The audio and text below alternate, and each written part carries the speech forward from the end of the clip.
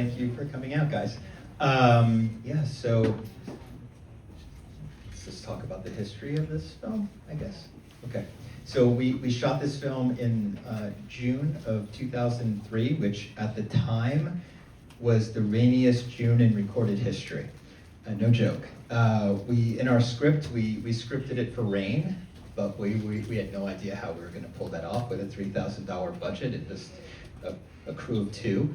And then suddenly it started to rain on June 1st, and it just kept raining, and so every day we got to just go out and shoot in the rain, and it was such a blessing, because I had friends in the industry, and all their productions were like shut down because of the rain, and we just like leaned into it.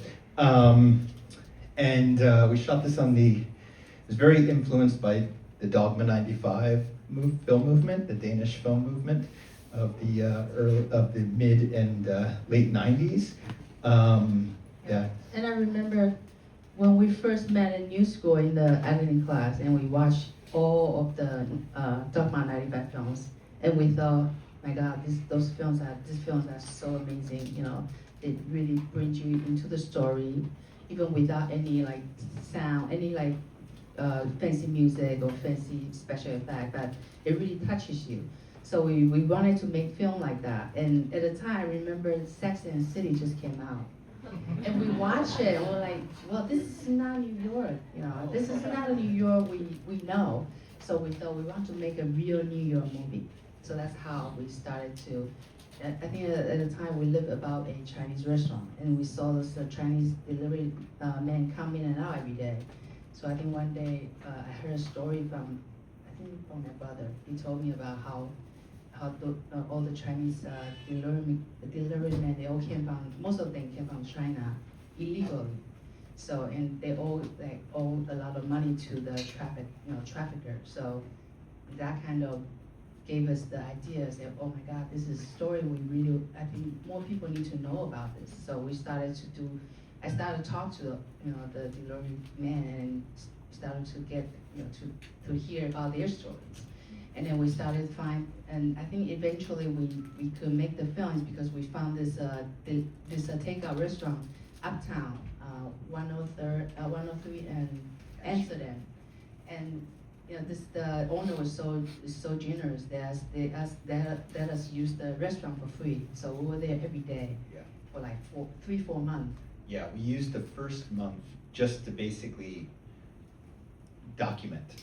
It was the two of us with a little mini DV PD-150 camera, and we would just shoot them cooking and doing their food prep, and also the customers. We would just we had wireless mics mic'd on the counter so that we could hear all the interaction.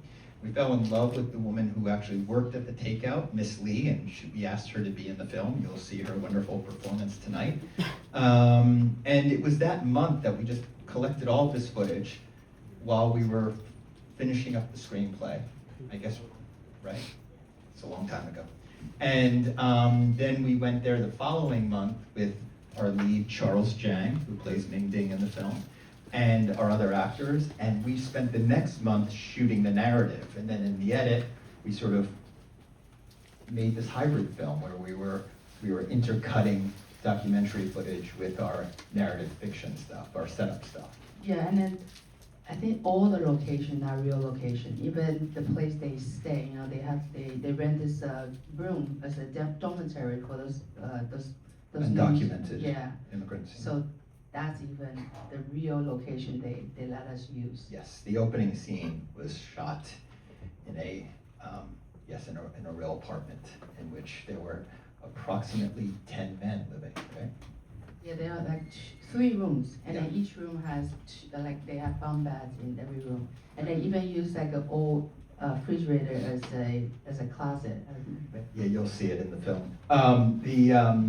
So we went into this film wanting to just show New York through the eyes of a delivery person.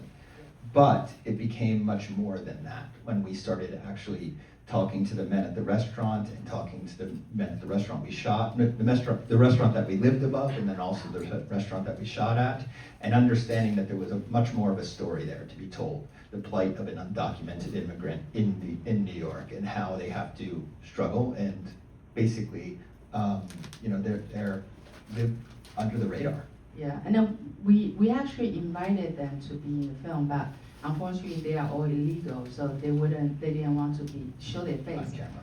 But we actually used them anyways, when they cook.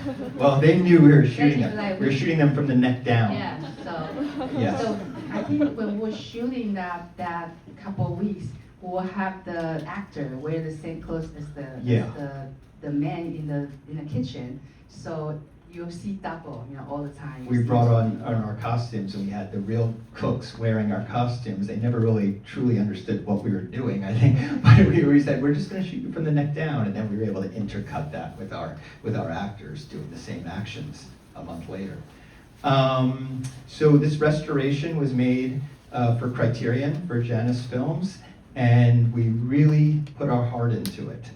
Alex Coco, who is one of our fellow producers,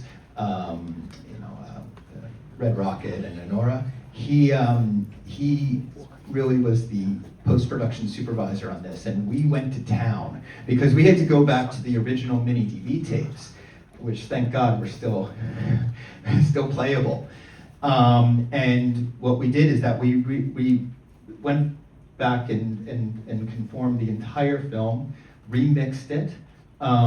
We didn't pull a George Lucas, don't worry. We didn't actually change anything, but we just made everything look and sound a lot better. And with our mini DV is, as you know, standard definition. This is 4K that you're watching tonight. So we had to take this mini DV and we had to up-res it. We up-resed it to 2K. Then what we did was that we after it was conformed, we had it recolored by Al Arnold, who did Nora and also Red Rocket. And then we went to film. We actually went to 35mm film, scanned that back, and that is what you're watching tonight. So you are watching this film the way that Shih-Ching and I always intended it to be. Because when it was first released in theaters back in the day, it was just my export from Final Cut Pro. Now it's actually what we wanted it to be. It went through the organic process of going onto celluloid, which was very important for us, and what actually the Dogma 95 films did back then. This is not a Dogma 95 film, it doesn't have a certificate, and plus there's a weapon in it, and I think that was against the rules. Yeah. Anyway, we're really happy that people are still interested in seeing this film, and seeing it the way we would like you to see it on the big screen. So thank you guys very much.